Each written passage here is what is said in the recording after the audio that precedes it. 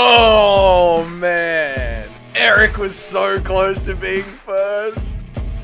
Oh, what's up, hey, Aussie? I might not have the sign up. I don't know what to do with the sign. I don't know where to put the sign. It does my head in. Let me get this music out of the way. Beautiful, boys. G'day, legends. What's going on, boys? What's going on? Oh, man. How are we, lads? Good to see everyone. First in the world. I'm the best. I'm the best. I'm the best. I'm the best. How are you, Eric? What's good, man? Let me get my screens all set up, lads. Here we go. Here we go. Oof. Oof. Whooshka. We're in. We're off. We're running. Good morning. Good morning. What's up, Kenny? How are you, dude? Chris, you were there? Oh, my God. Chat, check it out. It's officially happened. The elusive, ever elusive 6-month badge has dropped. Christian Grey is the first one to get the 6-month badge. Where is it? There it is. Look at that. That's the first time I've had that loaded up in the back end for months now, waiting for someone to get it. Well done, Chris. Not only are you the first one in chat, you win the Theo Von Award, but you are the first one to get the ever elusive 6-month badge. Oh, that looks good, man. That looks good. You better have that sign up. I'm the first in the world. I'm the best. I'm the best. What's up, the former chatter known as Dana White? How are you, brother? I'm the best. There are many people groomed into relationships, scared to speak out, but I'm the best at being...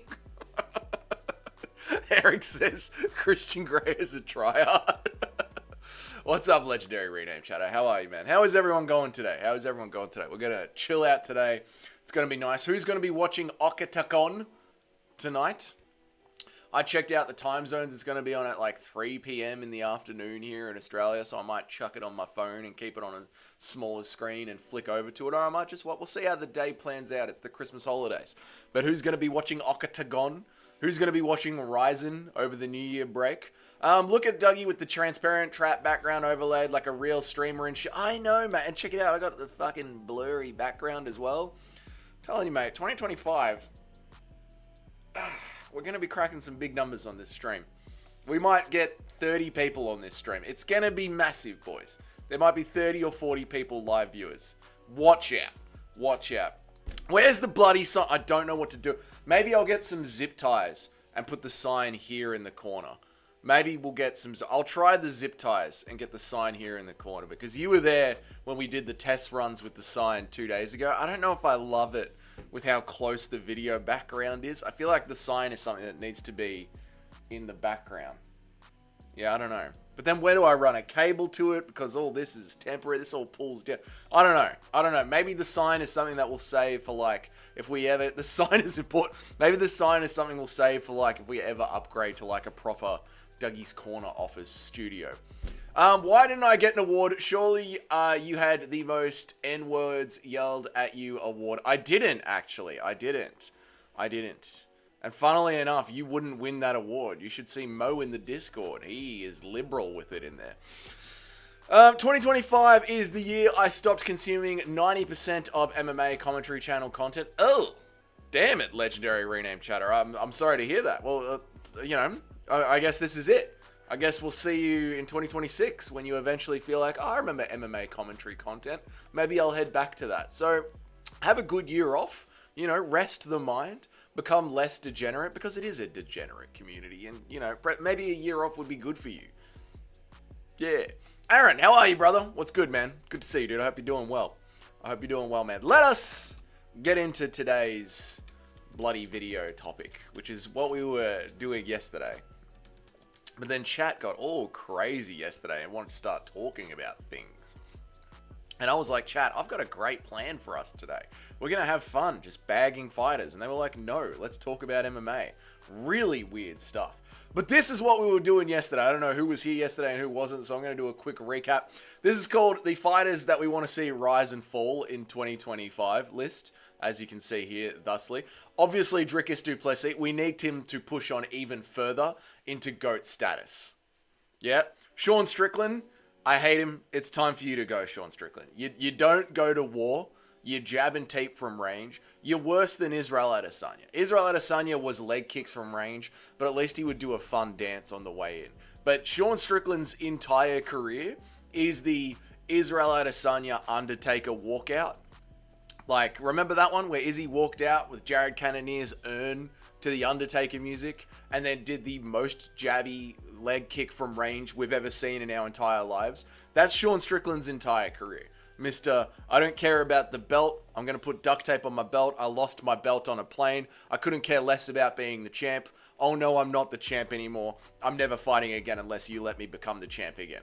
Sean Strickland, an absolute prick of a bloke. So I hope that he just pisses off and dies in Minecraft. I hope he's no longer in the UFC by the end of 2025. But Dricus du Plessis, we need to see more Chadness from him. I want to see him become a top 10 fighter of all time. Top 10 on the GOAT list. This is the sort of year that we're looking at for 2025 in my fandom. That's what we're going to be talking about today. Nah, Dougie, you're the exception, not the rule. You haven't started arguing points you don't believe just to get people to talk about you. Thank you, man. Thank you. I appreciate that. No, I've been arguing points that I do believe in just to get people annoyed. Like Alex Pereira isn't fighter of the year, which is why Alex Pereira is here on I Need to See Him Lose. Listen, I like Alex Pereira. People think I hate Alex Pereira. I don't hate Alex Pereira. I like Alex Pereira. But the Alex Pereira fans are getting to like peak Khabib level fans. They are insufferable at the moment. The fact that Alex Pereira is even being considered to still duck Magomed Ankalaev and his fan base seem to be totally okay with it are doing my head in. The fact that they think Khalil Roundtree win gets you fighter of the year is doing my goddamn head in. So I like Alex Pereira, but we need a loss. We need one loss just to humble him and his fan base. What's up, DJ Aiden? It's good to see that the boss is here.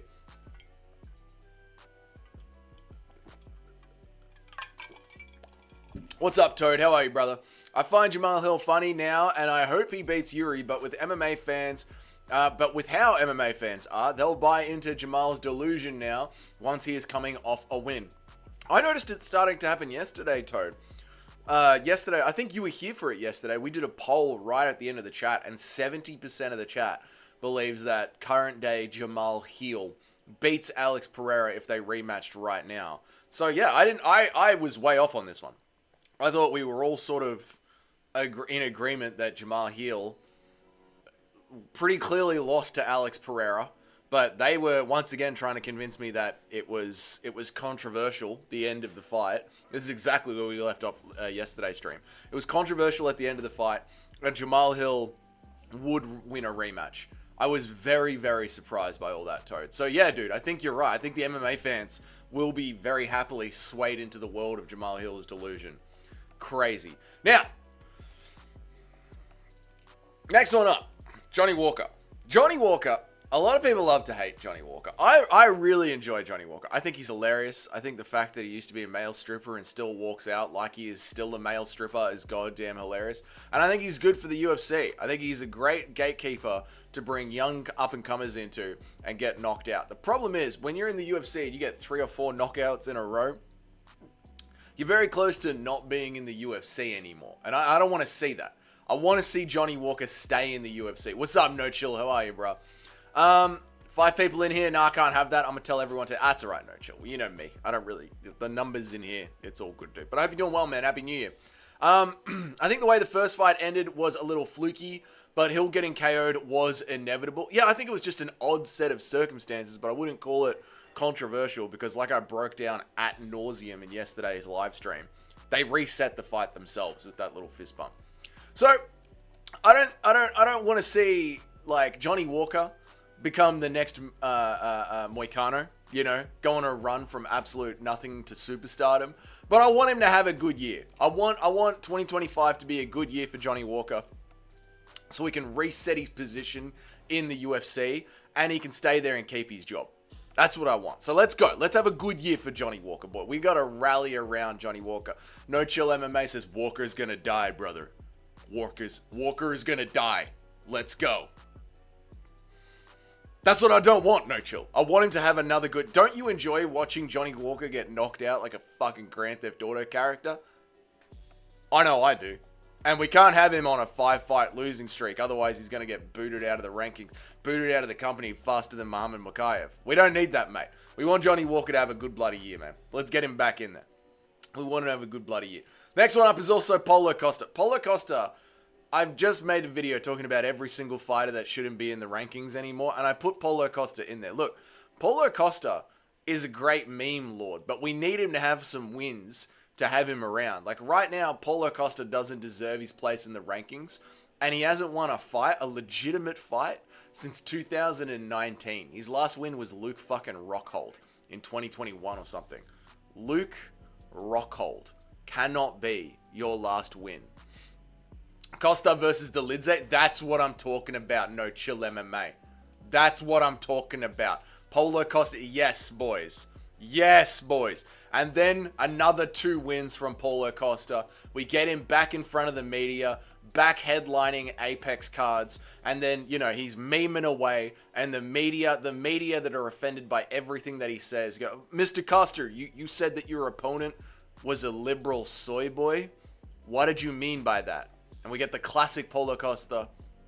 Yes, he is. Doesn't even break it down. Just fucking just goes, yes. This is what I'm saying. We want a Diego Lopez year. The year that Diego Lopez had in 2024, where he rose all the way up the ranking, that's what we want from Paulo Costa. We want him to have a Diego Lopez year. Come on, Paulo. I want No Chill MMA to go live today. DJ No Chill, you've been given your marching orders by DJ Aiden. I will be live for about another hour. So prepare yourself, No Chill. Prepare your mind, your body, and your asshole. You're going live in an hour, brother. Yoel Romero is Costa's only good win, and he probably should have lost that fight. Yeah, Paulo Costa is very close to being in that discussion that we all have about who's the biggest fraud in the UFC. You know what I mean? He's very, very close to that discussion, Toad. One more loss, and everyone's going to be like, holy shit, Paulo Costa is a fraud. Which is going to hurt Izzy's legacy. You know, that win is not going to age very well. Like, yeah, you knocked out Paulo Costa. Who didn't? You're an absolute loser. Anthony Smith. Anthony Smith. What do you do with Anthony Smith, boys? What do you do? In one case, he is more delusional than Jamal Hill. He's an idiot. But in the other case, let's not pretend that it isn't goddamn hilarious to listen to him cope after every single fight that he loses. To go in there and have your ass beaten by Rakic and Reyes, and then say, you know, I don't even think Dominic Reyes is that good of a fighter. But then neither again, maybe I'm not either. It's fucking gold. It's gold. Do we really want him to... You know what? I don't want him to keep losing because he is clearly at the point where the next thing that he is going to lose is his mental battle with wanting to self-delete.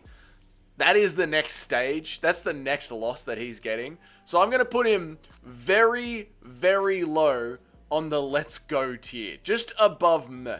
Like, I just want to see you get one more win and retire off a win, Anthony Smith. You know? Just around that. Please just get one more win. Enough to satisfy your own personal ego and not off yourself. And that here's what we're going to do. We're going to give him the old Anthony Smith is just poking in over the meh line. Just poking in a little bit. Like, get one win, Anthony. Please, Lord. Henry Cejudo, ladies and gentlemen. Oh, my God. I honestly hope that he just retires. That Roman Dolidze fight was the worst thing that Raymond Dolidze fight was the worst thing I've ever seen. Yeah, I don't... TJ Dillashaw was absolutely correct when they were like, why do we call him Lionheart? Why do we call him Lionheart? Why? He just goes in there and quits. He just goes in there and constantly quits. Why are we calling him Lionheart at all? TJ Dillashaw's 100% right. He had his fucking teeth knocked out. Hang on 1 second, boys. I gotta blow me nose.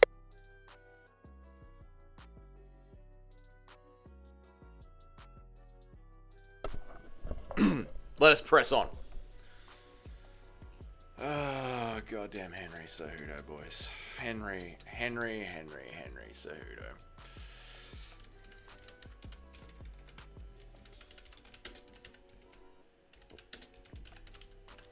Oh, Henry Cejudo, you stupid bastard, Henry Cejudo. Fucking hell. Did you know Henry's 37 years old? Jesus Christ, he fucked up his career. The only reason that I want Henry to fuck off is because he's very similar to Usman. I'm tired of these former champs or the guys like Dustin sitting on their ass and not fighting any up and coming. Me too, Toad.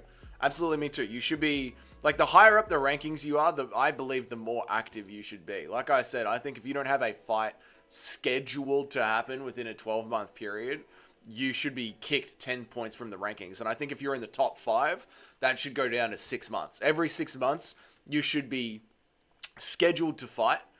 If you're in the top 5, if you're not scheduled to fight, you drop out of the top 5 into the top 10. And in the top 10, if you don't get into a fight in 12 months, you get booted out of the rankings completely. I honestly believe that needs to happen to keep movement in the rankings and to keep people fighting young up-and-comers and staying active, because it forces fluidity in the rankings. Now, Henry Cejudo still sits there on his fucking podcast with Kamaru Usman yapping away about how he is one of the best in the world. Your Olympic gold medal doesn't count for shit anymore, little bro. You got picked up and carried around the octagon like a little baby in his mother's arms by Merab Dvalishvili and placed in front of Mark Zuckerberg. That one moment took away everything that gold medal ever did for you. Any and everything that gold medal ever did for you. You lost a striking battle with Aljamain Sterling, who can't strike to save his fucking life. Henry, it's time. You gotta go, mate. It's time for you to go. It's time for you to go. You're going all the way down here next to Bo Nickel. Henry Cejudo, Bo Nickel, Sean Strickland. They all belong in the same lot, in my opinion. Honestly, respect to Izzy for keeping active and giving Imavov his chance. Yeah, I agree. Like, this is what Usman should be doing, right? I completely agree, Toad. Like, Usman should be looking down the rankings, looking at someone like JDM, who, you know, JDM's wrestling is not the best, and going, right, that's the next up-and-comer that I need to take on. Like, there is a styles make fights down the rankings of a young up-and-comer for every one of these old champions. And Izzy was very, very, very clever in picking Imavov. Very clever. And that's what you should do. You should use your, like, you've been in the game for 100 years, so you have a heightened fight IQ. You should use that heightened fight IQ to pick out someone below you and get into it. If Gustafsson losing to Smith doesn't make the Gus win age poorly for Jones, then I don't think the Costa depreciates it for Izzy. That's a very good one, formerly known as Dana White. If the Gustafsson losing to Smith doesn't make Gustafsson win age poorly for John Jones, then I don't think the Costa... Well, I mean, the Gustafsson win sort of does age a little bit poorly for John Jones. So does the Anthony Smith win. They both age a little bit poorly for John Jones. Like, John Jones has one of those resumes where, like, you start to look at it and pick it apart. It ages pretty fucking badly. Pretty fucking badly. Yeah. I was thinking about that for Volk as well. Like, Volk's resume. Like, it's Ortega, it's the Korean Zombie, and it's... I mean, the Holloway one aged well because Holloway ended up stepping up and kicking the shit out of Gaethje. But yeah, Volk was very highly rated for the wins that he got. Yeah. Anyway, let's press on. Let us press on. BSD. Look, BSD has been very severely punished in 2025 for getting too much hype. Very severely punished for getting too much hype. I think we've all enjoyed dancing on the grave of BSD at the end of this year. Every single one of us talking heads, all of the content creators seem to agree that he came in exceedingly overhyped and Lucas Tracy carried way too much water for him. So now I think it's time we can have a bit of a turnaround. I think he's learnt his lesson. I think Lucas Tracy's learnt his lesson. I think we can have a bit of a turnaround for BSD. I want to see BSD get a couple of wins, keep the French audience alive. Like, French main cards are awesome to watch. They put on great fight nights. And to have a BSD lightweight main event in there against a Chandler or a Moicano, I mean, we just had that one, but you know what I mean? Like, main events like that, I think are fun to have. So I want to see BSD make a bounce back, still be a main event fighter. I don't want to see Cyril Gahn versus a fat blob as a main event on a fight night in Paris. I don't want to say that. I don't want to say that at all. Juliano Arente, what's up, brother? Dominic Reyes issued rough justice to Anthony Smith. He did, mate, and it nearly mentally broke him, Giuliano. That's why I want to see Anthony Smith just get one little win before he retires, mate. That's why I'm getting Anthony Smith to just poke his eyes over into the let's go. I'm going to be cheering for you for a little bit column. Get a win, don't off yourself, and then bounce, and then retire. But I don't want to see him all the way down here, where I need you to just fuck off and die. You know what I'm saying? What's up, Lane? How are you, brother? Anthony Smith. Anthony Smith? Anthony. Why are you yelling that, Lane? I don't care. You're having fun yelling it, and good for you, mate. Good for you. What's up, Brett B? How are you, brother? Howdy, my friend. I hope your Christmas was well. It was really good, man. It was really good. How was yours? I hope you had a good time with the family, dude. Merry Christmas to you, mate. It just looks like he is a... yeah, but Smith loses... Oh, sorry. Legendary. Follow my chatter. Yes, but Smith loses outside of Dolidze and Whitaker aren't bad losses on paper. You had to do that, didn't you? You just had to chuck in the on paper. I like it. He just looks like a tard in there. Well, yeah. He does, doesn't he? God, that's why it's so funny to listen to him cope. Because it's like, dude, you clearly have no idea what you're talking about. No idea what you're talking about at all. Like us on the chair, coaches from the sidelines that have never gotten in there and do it in our life seem to understand MMA more than you do, mate. And you've had like 500 fights. It's wild, dude. BSD is just some military dude who's only trained MMA for like 7 years. No clue what I saw in this dude a few months. It was the hype. Sometimes we all just get caught into the hype. It happens, mate. It happens, Toad. You know, we hype each other up. We talk about these fighters like this for hours and hours on end. We all start to like reaffirm each other's own biases about these fighters. And the next thing you know, we think some fucking meathead that's just been in the been in the military is somehow going to be a top 5 UFC lightweight, the most stacked division in the entire world, just because he went and trained in the military. Yeah, that's not how that works. But hey, we all fell for it. Smith deserves a win. Smith does deserve a win. That's why his eyes are just sort of poking over the let's go column. Like, just, come on, Smith. Just get one win, mate. I'm cheering for you to get one win. I don't want you to have a fucking Diego Lopez level year. I want you to just get a win and then fuck off. Whereas these guys, I need them all to just get a loss, just to humble yourselves a bit. Get a loss to humble yourselves a bit and leave the fucking UFC. You absolute tards. The best I could hope for Smith is he schools some jobber like a world beater and puts the gloves down. That's the bet, but I do want that for him. Yeah. Especially if the jobber win ages really well. Yeah, I agree, man. I agree. That's exactly what I want for Smith. Like, just beat up someone and get out. Just put on a great performance and please fucking leave. Please leave. Jared Cannonier. This kills me, man. I don't know, like, how...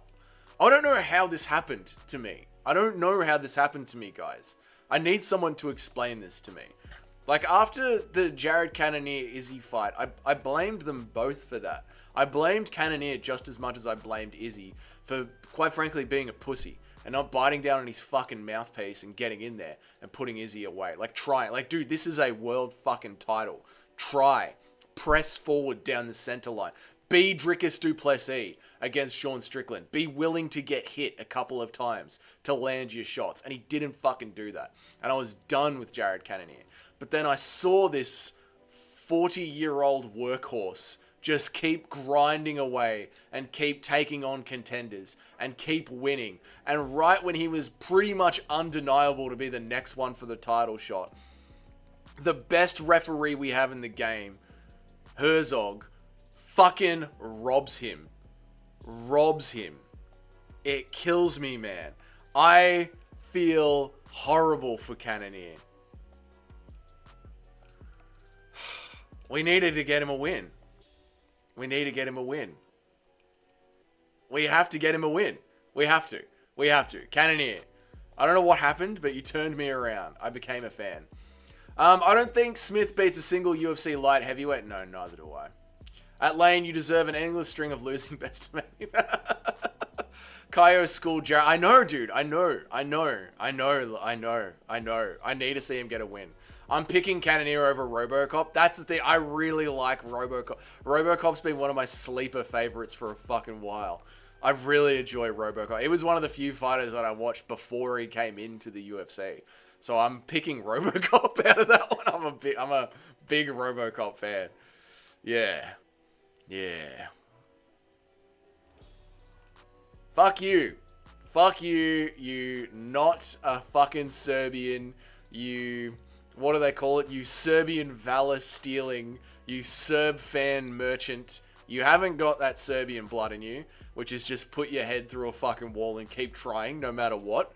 You are the opposite of everything that encapsulates. You're not Serbian. You threw the fight away with Yuri when you could have had a win. It could have been you beating Alex. In my mind, you were going to be the one that was going to beat Alex Pereira in January or February in 2025. And instead, Alexander, the fake Serb Rakic, you ended up just fucking standing there like a stunned fish being pulled out of the water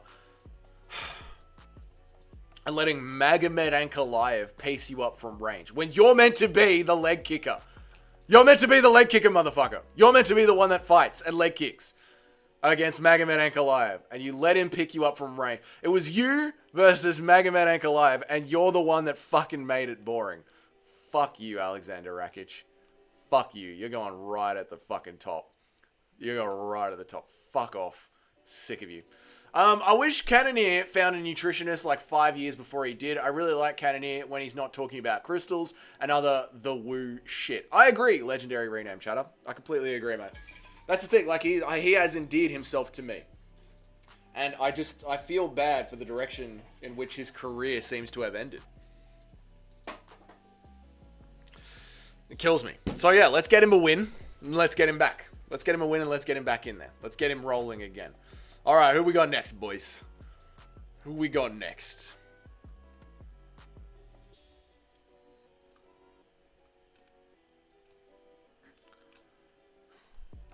Legos? He just shows a shit division for toughness. He just chooses a shit division for toughness. Oh, Cannoneer? Yeah, man. I know. Who's more fun to have? Let me ask you that, boys.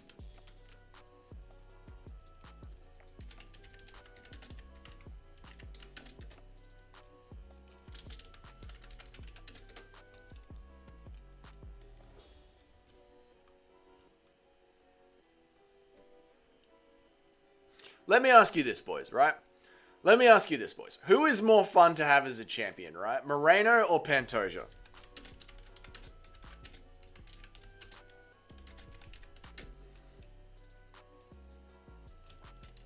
Let me ask you this, boy. You want Pantoja or do you want Brandon Moreno, right? When it comes to fight week, when it comes to press conferences, when it comes to fighting style, who do you guys want more as a champion?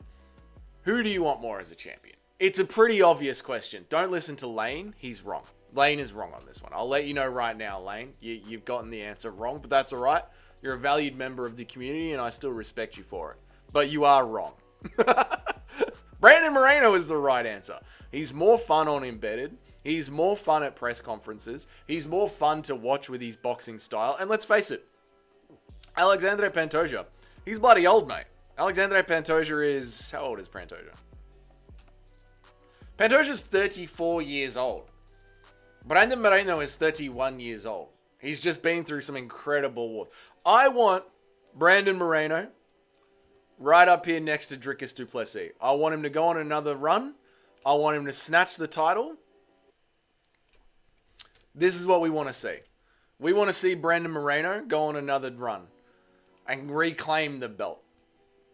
This is what we want to see.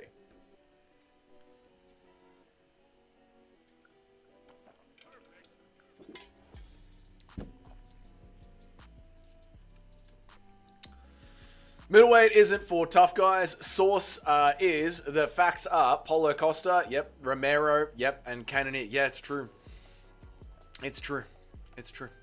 Although, And maybe that, although that might be why Dricus du Plessis is like fucking just destroying it, right?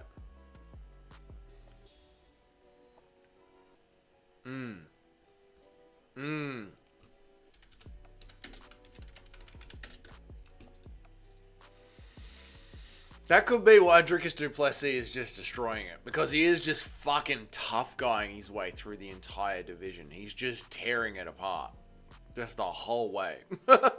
Like, this is the thing that we keep, like, you're like, Dricus, like, middleweight isn't for tough guys. And I'm like, Dricus is just tough. Like, he has no skill. He isn't a pretty fighter at all. He's just a fucking raging bull straight through the middle. How did this end up as 50-50? God damn it. Moreno just has more compelling fights left to have as championship fights. I agree. Pantoja whipped too many of these fucks. Pantoja whipped too many of these fucks on his way to the title. Yeah, he did. He did. But I don't think that's such a bad thing. Like, I don't understand why the UFC is like, oh, you can't have rematches in title fights. I think that shows that the division has a lot of movement, a lot of fluidity, and it gives a lot of room for like young up-and-coming contenders to make their way up through the rankings, because it's very easy to give them fights when everybody has already fought each other. There isn't a logjam anywhere. You could sort of, if you get like a Kaya Sakura and you actually bring him in as a number 10 or number 15th contender or just outside of the rankings, you can pick and choose fights for him all the way up and actually build a name for him. And then that way you have some hype within the MMA community when you dump him onto a pay-per-view, rather than just like, it's the end of the year, we're shitting out some guy that no one's ever heard of. Have a good one, boys. DDP is out there fighting sharks. That's all I need to see. Exactly. Exactly. Talk about being tough. The motherfucker's dragging sharks out of the water by their fucking fins, boys. You understand what I'm saying? There's a level of toughness to that you and I will simply not comprehend. I agree, Lane. You bounced back, mate. After your horrible Pantoja take, you bounced back, mate. Great white sharks. Yes, I know. The real ones. Real fucking sharks. Proper ones. Ones that'll bite your goddamn face off. Hamza Chimaev, watch out. Kai Kara France beats Pantoja. Maybe. I don't know, Giuliano. There's the ground game to consider. The ground game. I don't know how Kai Kara France is going to go with Pantoja's. This is the problem with Pantoja. He's got all the tools in the toolbox, and he knows when to use them. He's one of the few cage fighters that actually has a fight IQ above 10. And he knows that when he's losing on the feet, it's time to start backpacking. And he knows that when he's being out-grappled or someone feels a little bit heavier than him, it's time to start standing up and ripping to the body. Whereas Kai Kara France, obviously being from CKB, he's that thinking man's fighter, where he wants to fight at his range, create his distance, you know? And Pantoja, he's got all the tools to know when to pull it out and to close that range, to do a judo throw, to get you on the ground, to take the back. Yeah, I don't know, Giuliano. I'm going to be picking Pantoja, unfortunately. Yep. You're absolutely right, Lane. You're absolutely right. What's up, Northwest? I hope you're doing good, brother. Hope you're healthy. I hope you're staying warm. I hope you're going good, man. Good to see you, dude. Merry Christmas. Merry Christmas. Happy New Year. Giuliano, you're still my favorite YouTuber, and I'm a huge fan of your streams. Okay to say hello to me. Wow, DJ Aiden. I thought I was your favorite YouTuber. The truth comes out, DJ Aiden. The truth comes out. New Kai Kara France, Ursek knockout levels above split decision, lost to Albies. Yeah, I think there is something that goes through that fighter's mind once he has those split decision losses that you know that you won.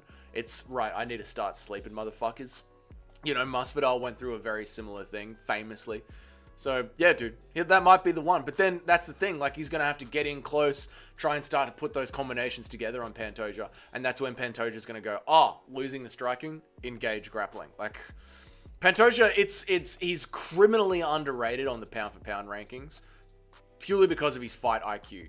Like, you got to remember, Pantoja is in the most skilled division we have, and he's got every single tool necessary to beat every single style of fighter. We always say styles make fights, and Pantoja can answer any style. It's very, very annoying for someone like myself who isn't necessarily a Pantoja fan. Like, I don't hate Pantoja. Like, I wouldn't put Pantoja down here on the you need to die tier, but I don't know. I don't vibe with him. I don't like him. I don't know what it is. I don't care. What's up, me, Mr. Bean? How are you, man?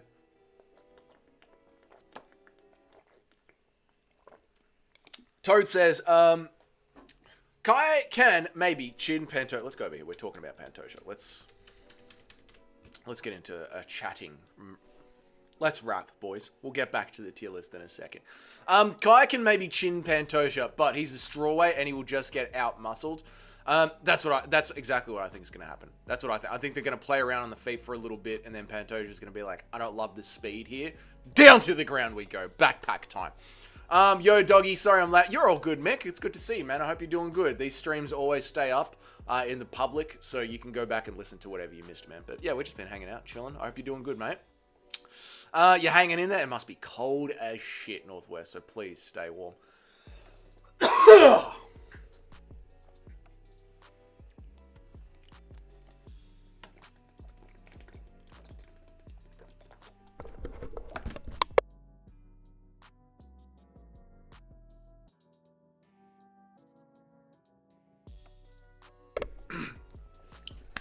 I don't know what's going on with my throat, boys. Anyway, who cares? Kaikara fronts hits harder than a flyweight should be able to. The guy striking mechanics are sick. They are. They're really fucking good. Maybe I'm not making like myself very clear here. I think in the striking, Kai is going to end up winning the striking. I completely agree with you, Legendary Rename Chatter. I think Kai is going to win the striking. But I think it's because of Pantoja's well-roundedness that he is going to recognize that he is slowly losing the striking, and before he gets put away, he's going to switch it up on Kai Kara France and take it to the ground. Does that make sense? Panto, let's squeeze out this poll, boys. Let's put it to a poll. Let's put it to a poll. Don't type it like that, Dougie. No. No, don't. No. Let's go with Kai Kara. Yeah. Yeah. Don't. Maybe we won't get the chat to vote on an MMA chat as well. No, we won't be doing that. There we go, guys. Let her rip, boys. Finish that poll off for me, boys. All right, let's continue on. Pantoja's arsenal is fully loaded. Exactly, Lanathan. Exactly, mate. I agree. What's up, mean Mr. Bean? No grown man who plays with Legos is going to beat No grown man who plays with Legos is going to beat Pantoja. True. True. Giuliano Andy says, Dougie, would you like to make a bet? I say Strickland beats DDP at 312 and the judges do what they should have done the first time. What are the terms and conditions of your bet, Giuliano? Because I don't know if you've seen my video. It's on the homepage of my channel, but I don't think there's any chance of Sean Strickland beating DDP. So name your bet, sir, and we might engage in it. Now going back to the latest threat. Fair enough, not the AM, bro. How are you, dude? What's good? What's good? A takedown threat changes things. It does. It does. What's up, Timmy? How are you, brother? Dougie, how are you? Yesterday, Jamal controversy was funny as fuck. That had me raging, Timothy. Absolutely bloody raging, mate. I can't believe how the chat turned on me on that one. There are times where I'm like today, I'm like, we're having a pretty good back and forth with the chat. The chat don't seem too retarded. Everything's going nicely. Yesterday, things just descended into fucking madness. The end of yesterday. If you guys didn't make yesterday's stream, click on yesterday's live stream, go to about the 45-minute mark, and just watch the end of the stream. Shit descends into absolute fucking madness between me and the chat. It is genuinely hilarious. I might just crop that and put that up in the members section as a bit of a laugh. Sean has zero chance, particularly if it goes to the scorecards. Yeah. True. Giuliano says a haircut. Is this what that is? Is the bet a haircut, mate? Is the bet a haircut? I need to. Do you have hair? What are we talking about? A head, or is it chopping off a hand? I'm not chopping off a hand for a bet with you, brother. You agree? Unfortunately, Sean wins. Shaved head. A shaved head. Ugh. I'll go a 3. I'll go a 3, but I won't be going fucking bald. I shan't be going bald for it. I agree, unfortunately. Sean went. No, Timmy, you're wrong, brother. You're wrong, mate. You're wrong. Sean definitely does not win that one. How? Please, somebody give me an argument. Take your time in the chat. Write it down in the chat. Take your time. How does Sean Strickland beat Dricus du Plessis? And read the rules of MMA. Read the rules of MMA. What impact is Sean Strickland going to do that is going to defeat Dricus du Plessis, who has takedowns? I'll wait. Right, let us press on to the next person who I want to have a great year. Max Holloway. It's time. It's time to rise up at lightweight. We've seen everyone at lightweight fight each other like back and forth and back and forth and back and forth. We've seen them do it 1,000 times. Max Holloway is a fresh new mix at lightweight. He feels like he's an old head, so he's got a lot of fan love beneath him. But he hasn't taken on that many lightweights. A couple, but not that many. I want Max Holloway to have another good year. I'm happy that he's no longer chasing second place at featherweight.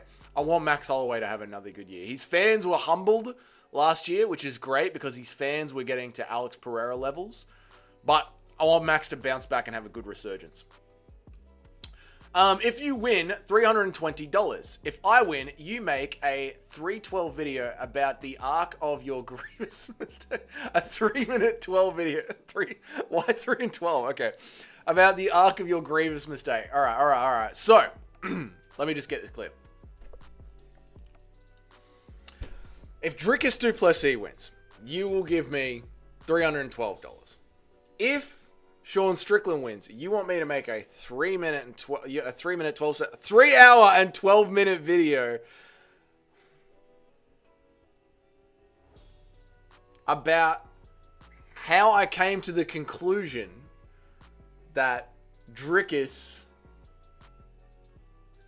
I could do it on a Sunday. Okay. What's up, TCW? How are you, man? We're just coming up with a bet here. If you don't mind waiting for a Sunday where the UFC isn't on, so I have time to shoot a 3 hour and 12 minute video, then I don't mind doing that. So what is the schedule for the UFC? We'll look up the schedule. So essentially, the next Saturday that the UFC isn't scheduled for, I will be willing to film that video. So if you're willing to wait, Giuliano, then I'm willing to take that bet. And I will come up with enough memes and jokes to pad out a 3 hour and 12 minute video. Yeah, man, of course not, but you can't lose. Gotta be. I'm not going to lose. There's a 0% chance that I'm going to lose. But this is MMA. So if fucking Dricus du Plessis is walking into the cage and trips, bet, done, bet. All right, so if Dricus du Plessis wins, you'll send me $312 videos. A video, Dougie and I aren't losing, $312. If Sean Strickland should win, if on the way into walking into the cage, Dricus du Plessis slips on that little grate where they mop up all the blood, if he slips on that grate and pulls an ACL and ends up officially losing the fight, I will come up with a 3 hour and 12 minute long video padded with jokes about how I could possibly think that Sean Strickland wouldn't win a fight against Dricus du Plessis. Done. Good bet. I like that. That is fucking hilarious. Let us press on. Yeah, I hope we get Holloway versus Makhachev in 2025 because Islam has nobody yet. Yeah, we need to see. Let's raise Holloway up there. Toad, because we need Holloway to have a damn good year. I think we all understand the concept of what I'm talking about here. Yeah, we need Holloway to have a damn good year. You're right, Toad. Let's raise Holloway up there. Let's get around Holloway this year. Now that his fans have been a little bit humbled, he deserves to have a fucking great year in 2025. What's up, TCW? I hope you're good, man. Sorry I brushed over you popping in and saying hi. We were just in the middle of sorting out a bet. But it's good to see you, dude. I hope you're doing well. Timmy says, Giuliano, I'm liking the cut of your jib so far, mate. I might even help you win some money in the UFC this year. Oh, it's on. The two gamblers are backing each other. Sean can just jab Dricus while he comes in. I'm not saying he'll have it figured out, but all it takes is Dricus not being dialed into timing on the entries or getting frustrated or impatient. Well, even with that, right, the way that, MMA scoring is worked is that Sean can jab Dricus 1,000 times, but when you read the rules, it says impact, and the one that, what is it? It's like the one with the more severe impact has to be weighed more heavily than the cumulative. So whatever bigger shot lands in that round wins that round is essentially the way that it's written word for word in the rule set. Which means, like, Sean can jab him up. And as long as Dricus fucking lands one big old meaty hook, as long as Dricus lands hard on him once per round, Dricus should technically win the round. Like, Sean's style of fighting is counter MMA judging, which is why he is always in these close decisions that seem to go 50-54. There's a reason that Paulo Costa was scored the fight on one of the judges' scorecards. There's a reason that was a split decision. There's a reason Sean Strickland always seems to get robbed. And it's because his fight style is counterintuitive to the way that the scoring criteria is written. Drickus rushing and focusing on the real thing, it just usually works out. It will work out. It will work out. Dougie and I aren't losing. We ain't going to lose this one, Lane. Sean has good hooks on both sides too. Yep, he might slip on a banana peel. Who knows? Can it be a stream where we all bully Dougie or pre-record? Can it be? I don't know. Giuliano, would you prefer it to be pre-recorded, or would you like me to come up with a 3-hour script and try and do it for 3 hours and let the chat abuse me live? What do you reckon, mate? I mean, that one's up to Giuliano Toad, because it is his winnings. So if we're going to change his winnings, it's only fair that he gets to change them. If DDP wins, Strickland will give us at least 3 hours of here's the thing, you guys. I only lost because of the deep blue state that we were in, you guys. You know what it's like in Australia. They're all liberal, God. That's why I didn't even want the fight to have there, you guys. I know I work for the UFC, which is the most right-wing company in the world. It props up Donald Trump and the entire MAGA movement on its own back, you guys. But the judges are against me, you guys, in that company. It's the judges, you guys. DDP will not fight the same. He will use all of his tools. If he can submit Izzy, he can submit Strickland, which he has more relentless with the grappling. Yeah, I think we're going to see a very heavy grapple game from DDP. This is going to be a sweet victory, to be honest. That's going to be so good, man. How does this list work? Okay, let me explain to you the list really quick, TCW. This is as a fan, as an MMA fan. These are the fighters that I want to see rise and fall, have a good year and a bad year going into 2025. I want DDP to cement himself as a top 10 fighter of all time. I'm loving everything. He makes his opponents cry. He talks shit. He fights sharks. He's relentless. I want to see him have a great year. Sean Strickland, I think, is the biggest hypocrite bully in the UFC. I hate everything that he says about how he doesn't care about the belt. He'll leave it on a plane. He'll duct tape it back together. The belt's not important. Money changes people. The second he loses the belt, well, I only want to fight for the title. I'm not fighting anyone unless it's for the title. Fuck off. Bo Nickel, you're no good. Fuck off. Henry Cejudo, your Olympic medal doesn't count for shit. You got picked up and handled like a baby by fucking Merab Dvalishvili. Fuck off. Carlos Prates, I want you to have a sick year. Have a fucking... I want to see a Moicano level of year from you that happened in 2024. I want that to be you, Carlos Prates. This is sort of what we're doing here, TCW. We're just going through the rankings, the lists of fighters, and just memeing and having fun. And hoping for good or bad years. DDP's beaten face was the evidence Sean won clearly on impact and damage. No, it was evidence of Sean Strickland doing a lot of cumulative work over the course of the fight, but it didn't start to swell up until, the later rounds. It's impact based scoring, and Sean Strickland's jab peppers you with shots in a cumulative damage way, which is not scored as heavily as impact. They're just the rules, Timmy. We can bring them up and go through it again if you want. I hope Sean KOs Drickus. I don't think he will, but it would be really funny to watch people rewrite history afterwards. I know, especially me, for 3 hours and 12 minutes.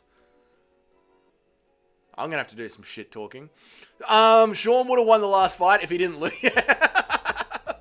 That's true. Sean would have won if he didn't lose. If I ain't losing, I'm winning. I've been looking, guys, to rip on Dougie. I've asked Jamie for help. I've been looking, guys, to rip on Dougie. I've even asked Jamie for help. Unfortunately, there's fuck all guys there. We have to make shit up because there's fuck all there. Thanks, Timmy. If I don't lose, I'm probably winning. What's up, Larry? How are you, man? You want a good year for Aljo? Yeah, actually, I do want a good year for Aljo. Gonna pay nicely when the Garn robbery is overturned. Luke paid handsomely. That's true. That's true. Oh, yeah. Where is my Aljamain still? I do want Aljo to have a good year. He put on a fucking good grappling match. He put on a damn good grappling match with Mobzar. Let's let him have a good year. Aljo, have a good year, mate. Bounce back, will you? Have a good year, but don't keep fucking backpacking. Just have a good year. You know what? We'll go here. We'll go here with Aljo.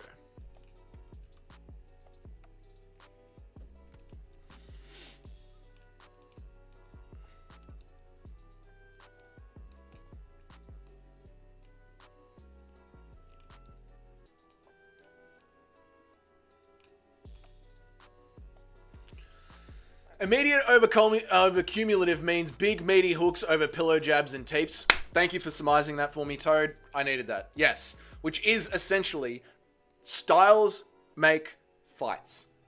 We know this. Look at it. Like, these are the rules, guys. Toad has surmised it perfectly.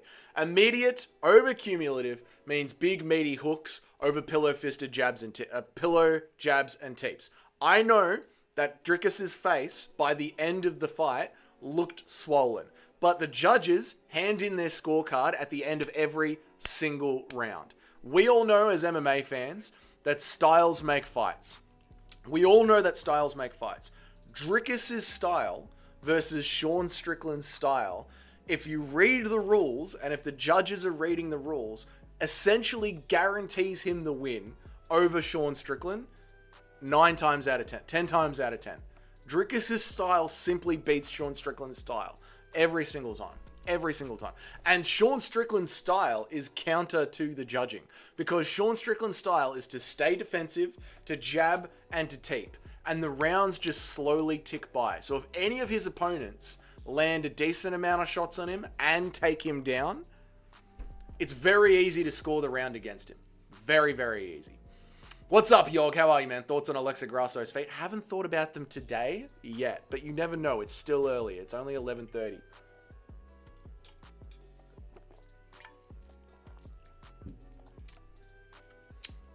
Legendary Rename Chatter says, after seeing Drake talk about MMA briefly, I really want all of his 2025 bets to pan out. I mean, you don't have to say you're a casual, but to say that Conor McGregor is your favorite fighter is... You're a casual. You're a casual. Conor McGregor got me into the sport, for sure. And he was on the prelims despite having a peak grappling match. The crowd was hyped for it. Yep. Yeah. He was a former UFC champion. Arguably one of the best bantamweights of all time. I don't like him, but he is arguably one of the best bantamweights of all time, to be fair to him. And they chucked him on the fucking prelims and had a hype as fuck, really good grappling match. Yeah, sad. My takes will exclusively revolve around Drake bets. The guy is a fucking fraud. He is. He doesn't even bet. It's sponsored money.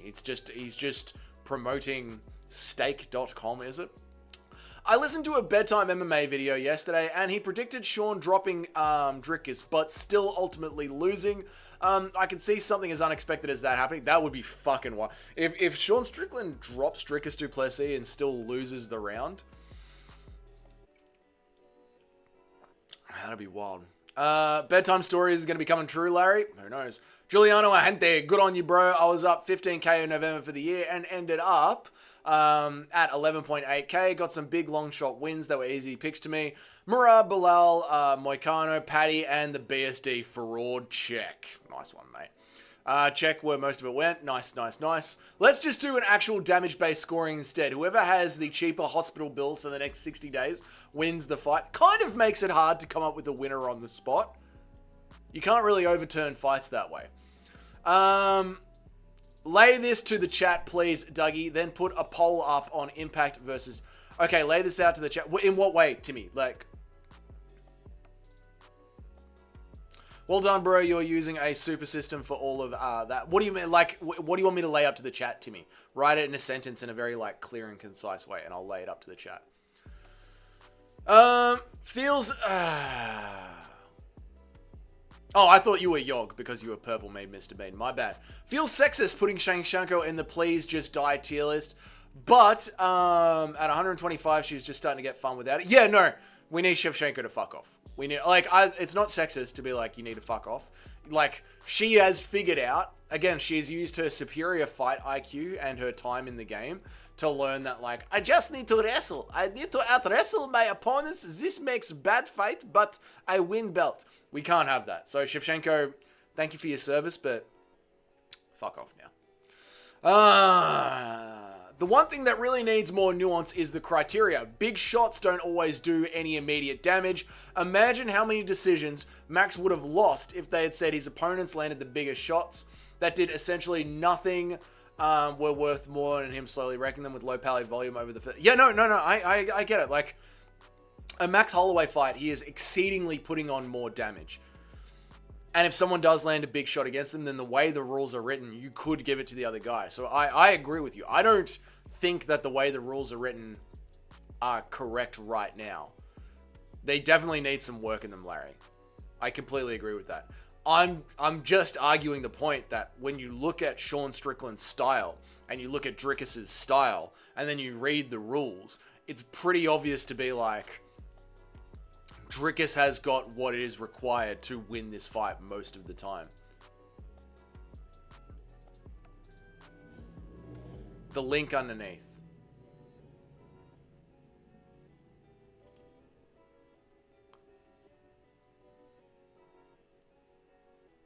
The link underneath.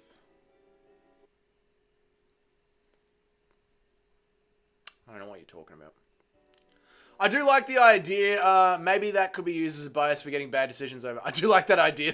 Oh yeah, of like hospital bills, how much they cost. Dougie, 4-hour stream today night. Never said that at all. Never said that at all.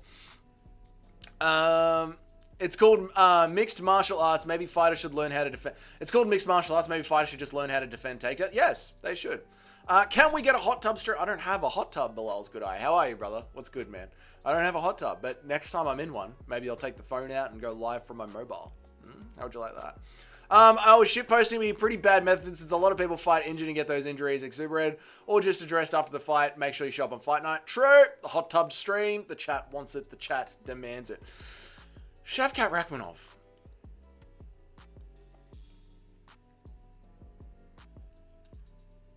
I think he's an aura merchant. I think the fact that looks like a Mongolian, he is a Mongolian. I think he's using Genghis Khan aura to be a lot cooler than he is. How about you just fill your bathtub with hot water and bubble? I don't have a bathtub, mate. I've got a Melbourne apartment. It's a shower, a toilet, and not even a fucking PowerPoint. But it's tiled floor to ceiling. It looks pretty. We've got some $40 Bunnings taps that are silver. Shavkat. Am I done with Shavkat? I think I'm done with Shavkat. Out wrestling fucking Wonderboy. Well done. It took you 2 days. Shower stream? What is this? A Rego stream? No, below. What are we doing, Shavkat? You did get all finish. You have got all finishes except for Ian Gary, but I think this might be the first solid meh. I don't know. I lost a lot of fizz for Shavkat. A lot of fizz. Like, just because you get Laura Sanko wet doesn't mean you have what it takes to get me wet. I'm a little bit of a harder sell than Laura Sanko is, Shavkat. So, I don't know, man. I picked that Gary fight perfectly. Did you, Toad? Fucking hell, man. He's using our racism to look scarier. He is, mate. He literally is. He's like, oh my god, Genghis Khan, Mongolians. They're going to attack my shitty wall. Like, but he's... I don't know. Like, just because you walk around with the Kalashnikov and ride horses, fucking everyone in Eastern Europe does that. My dad's an 80-year-old Australian, and he does that when he fucks off back to Eastern Europe for most of the year. You're not that unique, bruh. I don't know. I'm having a bit of a meh. I'm putting him in the meh. What's up, City Life Project? How are you, brother? Did someone say rise up? How are you, mate? What's good, dude? I picked Gary fight perfectly. Happy holidays to you, mate. Merry Christmas, brother. Merry Christmas. Yeah, I don't know. All right, let's talk about this. Khamzat Chimaev. What do I want from Khamzat Chimaev this year? Do I want him to take the belt? Unfortunately, right now, Dricus is the train that I'm on. I'm on the Dricus hype train, and he ripped out Robert Whittaker's teeth. I need him to fuck off. We're putting Khamzat Chimaev in the please lose category. Look, I get it. Khamzat Chimaev's got a lot of fans around him this year. It's going to be a hard year for me, but I think this year my content is still going to be anti-Khamzat Chimaev based content. I'm going to have to... I cannot have Dricus du Plessis as my main fan pick for this year and to be back in Khamzat Chimaev as well. So I'm going to need Khamzat Chimaev to fuck it. You know what I'm going to need?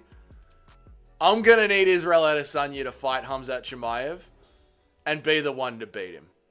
I need Izzy to go on a winning streak. And I know I used to have the image of Izzy making out with a dog for all my tier lists. This is what I'm looking for Izzy this year. I need Drickus. I need Izzy to fucking take out Khamzat Chimaev. Yeah. And then we can have Izzy versus Drickus 2. A great battle. A war. And Drickus puts Izzy away twice. This is what I'm needing. I'm needing Izzy up here. Khamzat down there. This is what I'm looking for in 2025. As an MMA fan. This is how I want things to pan out. Scamzat Framayev getting slumped with clotheslines overhead from Biggest Dickus. Oh, yes, me, Mr. Bean. Keep talking. You keep typing things, me, Mr. Bean. I'm nearly there. Play, please, Dougie. This is my unequivocal... I don't understand, Timmy. I don't understand what you're talking about. You said play a link. There's no link.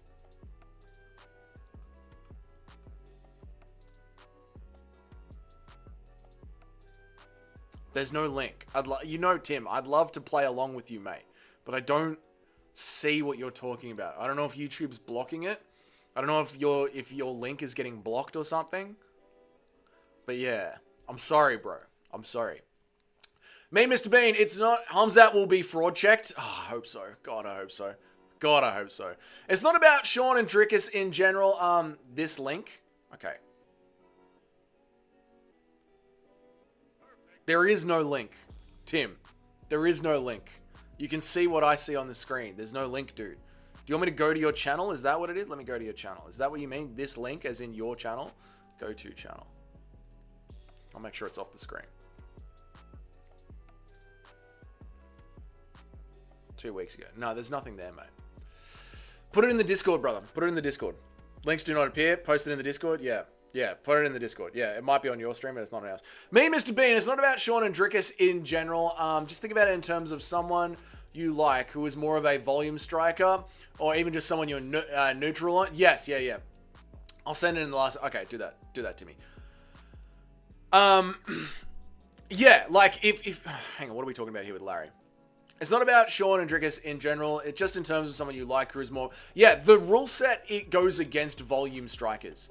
The rule set go... Like, you do have to put on a fuckload of damage for the rule set to go against, which I think is why Max Holloway does end up winning the fights more often than not. Because Max does do, obviously, cumulative damage.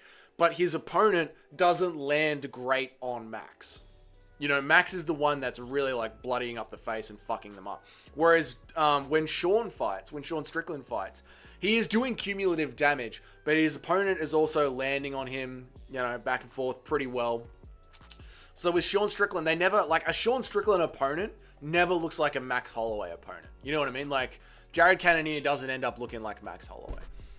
It just doesn't work. Jared Cannonier doesn't end up looking like Calvin Kattar. It just doesn't work that way.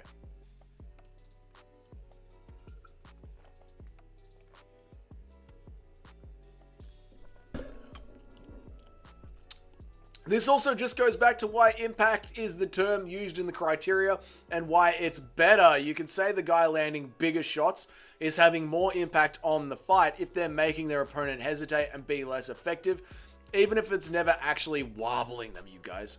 It also just goes by why impact using the criteria. And it's better. You can just say the guy landing the bigger shots is having more of an impact. Yeah, I think the word impact is like, this is why Big John McCartney fucked up so much when he's like, it's damage-based scoring. And it's like, it's actually... Impact means what is having an impact on the way that the fight is going. Like, if you're landing a lot of shots and like you said, they're making your opponent hesitate, that's having an impact on the fight. So, yeah, the word impact... There's a reason it's not the word damage. There's a reason it's the word impact. Because it's having an impact on the way that the fight is going. Yeah, there is a word for it, and that word is still Sean Strickland #1 impact. It's in Nacho's comment on your last Paddy video. All right, let me check it out. Let me check it out, brother, real quick. I'll just keep this going here. View your channel. Go to YouTube Studio. Community. Filter. Response status. Response to the new replies. What am I looking at here?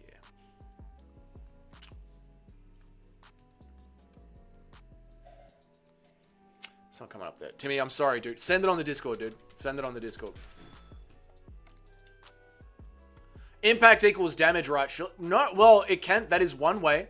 That is one way to read into it. Impact equals damage, but impact can also be on what is having an impact on. That's why they, you know, DC, the wrestlers will always argue about this. The wrestlers will argue about this till the end of time. When you pick someone up and slam them onto the ground, that's having an impact on the way that the fight is going. You're impacting their cardio.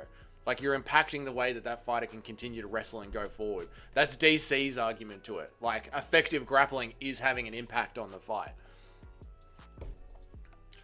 Or that a volume striker is if they get their opponent's eye swollen up. Sorry, I was trying to think of an example that doesn't relate to Sean versus Drake. Well, I mean, again, look at any Max Holloway fight. Like, Max Holloway piecing up Calvin Kattar to the point where, like, his face is swollen and destroyed. That's Max Holloway having an impact cumulatively on the fight, right? Damage is like 80% of impact, in my opinion. I agree, dude. I agree. I think it would be a lot better if they just replaced the word impact with damage. But you explained it rather well. I couldn't understand what Dougie meant at the time, but I believe he was making that point, exact point a while back. Yeah. No, Larry is explaining it good. Yeah, he is. It means the effect of what they're doing has a course on the fight, i.e. is what they're doing shifting things further in their favor. Yeah, it means is the effect of what they're doing, does that have, is the effect on what they're doing having an impact on the course of the fight? Is what they're doing shifting things further in their favor? Yeah, and that could be taken into account of, like, DC, when he's talking about body slams being thrown on the ground, is having an impact on the course of the fight. If you YouTube search DDP after the Strickland fight, it's the first shot. Yeah, I mean, I can bring that up, dude. Like, if you want to see DDP's face, right?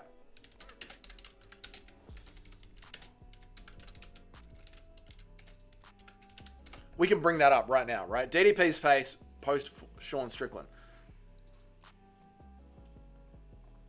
Right here. I'll bring it up for you right here.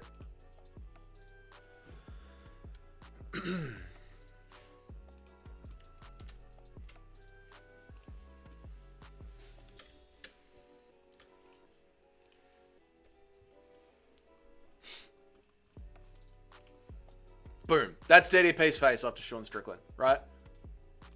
But here's the argument. Here's the argument against why Dricus du Plessis still won the rounds that he won. This damage happens cumulatively over the course of the fight. And because of Sean's jab being pumped out all fight long, his eye... I can't see the video, dude. I can't see your link. I'm sorry. I can't see your link anyway. I don't even see your link in my back end. I'm sorry. But this damage happens because Sean Strickland is jabbing him up over the course of the fight. But by the time round 1, 2, 3 end, the judges have already handed in their scorecards at the end of every single round.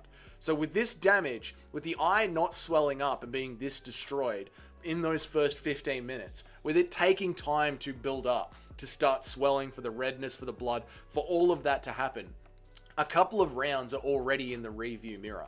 This is why in one championship, you score the fight as a whole at the end of the fight, whereas in the UFC, you score the fight at the end of every single round. And this is why I still believe that the way that MMA is scored in the UFC, when you read the scoring criteria, by the end of every single round, Dricus will have done enough to at least have won 3 out of the 5 rounds against Sean Strickland. And this is why every single Sean Strickland fight is a close razor decision that he seems to barely win, like the Paulo Costa fight, or barely lose, like the Jared Cannonier fight or Dricus du Plessis fight. Sean Strickland's style does not win MMA fights in the UFC the way that the MMA rules are written. I'm not saying that Sean Strickland didn't clearly beat the piss out of Dricus du Plessis' face. He obviously did. Obviously. It's self-evident. Look at his face. But the way that the scores are written and the way that the UFC in particular is judged, Sean Strickland doesn't win fights about half the time because of his style. And his coaches need to drill that into his fucking head.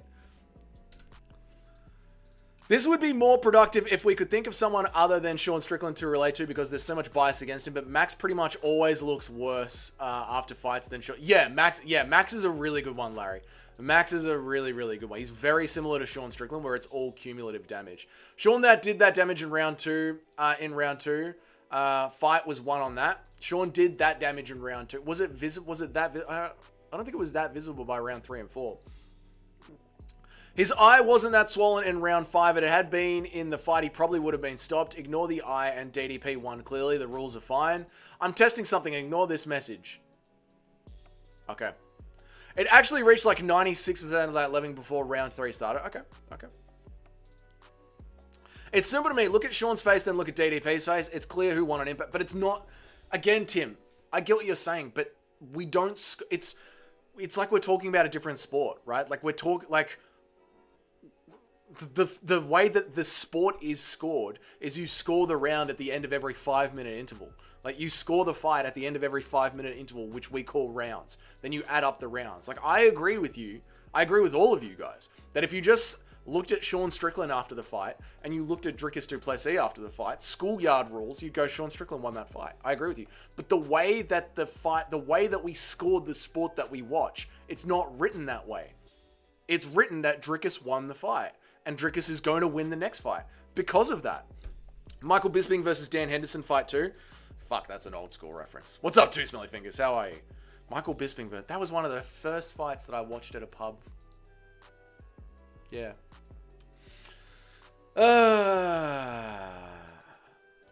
When is the Glizzy mukbang? Stop. Stop, Kenny. It was a little bit swollen after round 1, then very swollen at the end of round 3, which didn't get much worse over the rest of the fight. It was that visible when Dricus stood up for round 3. Problem was, it wasn't when he sat down. Round 2 would have been scored for Sean easily if Dricus weren't weirdly slow to show damage. Yep. Yeah, because by the time he stands up, the round's already been scored. Like, the scorecards have already been handed in. Me, Mr. Bean, it's like saying, forget the knockdown, he won the fight. Max lost both rounds before the KO, according to the judges, because Tapurio landed the bigger shots, so it's actually consistent with Max as well. There you go, Toadithan. There you go. Max lost both these rounds before the KO. Max lost both rounds before the KO, according to the judges, because Tapurio landed the bigger shots, so it's consistent with Max as well. Did you guys notice how much worse Dricus looked at the post-fight presser after Izzy than at the end of the fight? It's so weird how long it takes for him to show that he's just a Chad in every way possible. Dan was like, I wish the judging the fight on how you look after the fight. There you go, Two Smelly Fingers. Back in the Dan Henderson, Michael Bisping era. 2016, that might have been. Body impact to a person isn't the same as impact to the fight. JDM broke his fucking arm in the fight, and he won. Yeah, I mean, and again, you've also got to remember when it comes to scoring it, it's what the fighters it's what the judges can see with their eyes, where they're sitting watching the fight. You know, they don't have these screens with all the stats and everything. They just sit there and they watch the fight like that. They can't see that JDM's arm is broken. They don't hear the commentary. They don't listen to Dr. Rogan. They just see what they see. And we sit here and we have the replay, we have the slow-mo, we can go back and watch things, we got the fight stats. There's a reason we score fights differently to the way the judges score fights, and then we all bitch about it afterwards. Bisping's face was a mess. We disagree, Dougie. I read the rules and it's saying Sean won on impact. You forget the second scoring criteria. Which is if the fight on the feet, visually, if the fight with the striking and grappling, visually, and again, we don't have stats, the judges don't have stats, the judges don't have replays. If it visually looks even, then you go to plan B, which is effective grappling and cage control. So, in a fight where Sean Strickland and DDP are both landing on each other, and it's taking DDP's eye time to swell up, but DDP is finishing almost every single round with a takedown. Now, he's not controlling with the takedown. He's not landing damage with the takedown, but he's just landing a takedown. That is something that differentiates the fight, and that's when plan B is brought in. It's the judge has to sit there, and they see DDP and Sean Strickland throwing at each other. DDP lands one takedown. Why did you ignore my comment? Did I ignore your comment? Have you ever imagined... No, Yog. No, I haven't. I'm pretty sure everyone who isn't a Tapurio stan agreed that Max won at least one of those rounds. I don't remember, Larry. I don't remember. We can go back and listen to me watching it live. I don't remember. That's a DDP cop, that one. It isn't. Dougie, would you interview fighters? Who would you want to interview? I'd love to interview fighters. I'd love to interview Bryce Mitchell. Oh, fuck, there's a few fighters. Hang on, let me have a look. I mean, obviously, I'd like to interview Bryce Mitchell, Holloway, all these guys. I'd like to interview fighters. But mostly, I would like to interview Bryce Mitchell. I think that would be goddamn fucking hilarious. I'd love to interview Mitchell. Yeah, that'd be good. That'd be good. And also Usman. I'd like to interview Usman as well. And be like, really, man? You really don't think you didn't get any opportunities? Like, you're a UFC champion. You really, like... Francis moved over from a fucking sand mine and became the king of the world. You really think the West doesn't give you opportunities, man? Really? I don't know, dude. Like, that's a weird thing to say. I'd really want to get in his head. But, like, explain that to me. Explain your rationale. Like, logically walk me through it. Yeah. Kevin Lee. I'd love to interview Kevin Lee. I'd love Anthony Smith. I'd love to interview. Yeah, I'd love to do fighter interviews. Oh, man. I don't know. That's right. I think it's just the impact doesn't generate the win. Wild stuff and crazy comebacks happen all the time. Yep. Let's get some things straight. In this case, I'm not being a cunt for a joke. I bet on DDP. I wanted him to win, but I don't think that he did. And didn't even visually look that way. That's what I'm saying. No, I do. I get it. I don't know. I've spent a lot of time looking at the rules and going back and watching these like close fights that we think are robberies and trying to understand what the judges are thinking. And this is why I've come to the conclusion. Like, I'm not trying to be a dick about it either, Timmy.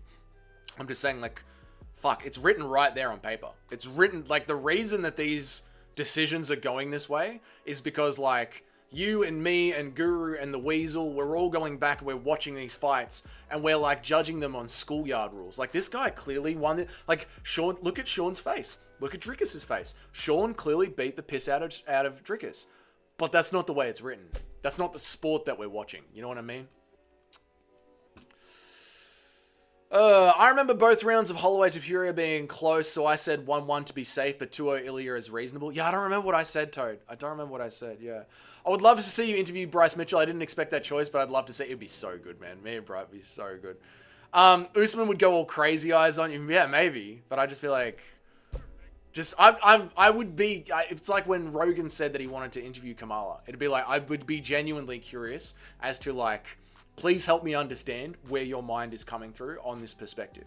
Where you're like, you don't get opportunities in the West, but you are a UFC champion. And your friends grew up in a sand mine and illegally immigrated to the West. And instead of being thrown in jail, got given the opportunity to become the heavyweight champion of MMA and boxing at the same time.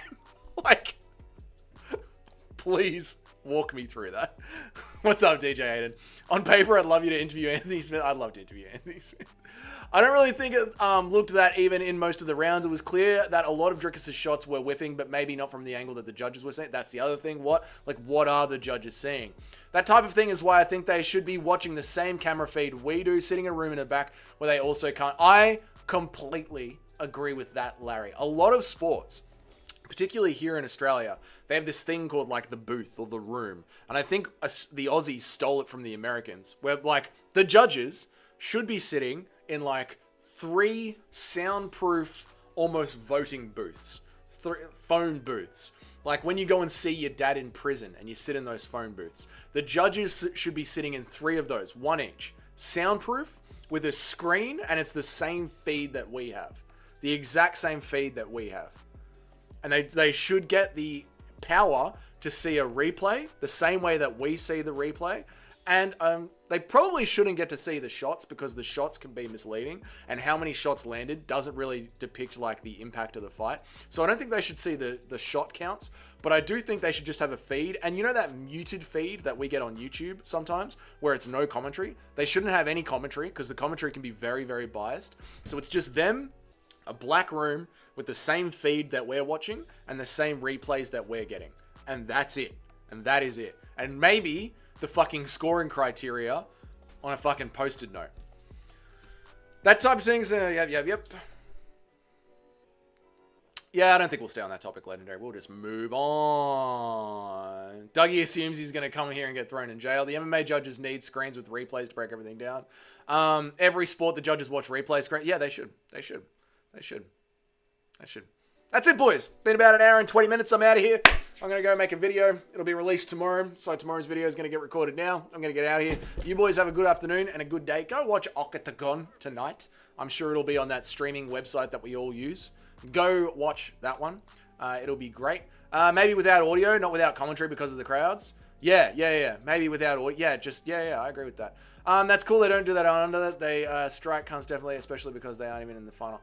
That's cool that they do that down under. They don't do it in Australian MMA. They do it in Australian rules football. Yeah. Not sure about AFL, but the NRL, the bunker is even less accurate than on the field. Oh, no shit. Just put the judges in the bunker and they'll do coke the whole time. Yeah, I don't know what we call it in AFL. I think it might be the bunker or something like that. They come up with some fucking name for it. Let me share something with you guys.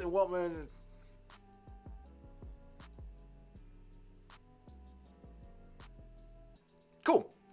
Nice. They adjust them later. Okay, cool. Boys, I'm out of here. You guys have a good day, a good afternoon. Enjoy yourselves. Have a great one. And I will see you in tomorrow's video. I don't think there'll be a live stream tomorrow because I'm going to be out and about, but there'll be a live stream again soon. So yeah, have a good weekend, boys. And I'll see you all in the next video. Enjoy Octagon tonight. And Happy New Year if I don't see you before then. See you, boys. Thanks for joining me. I appreciate you all. Have a good one.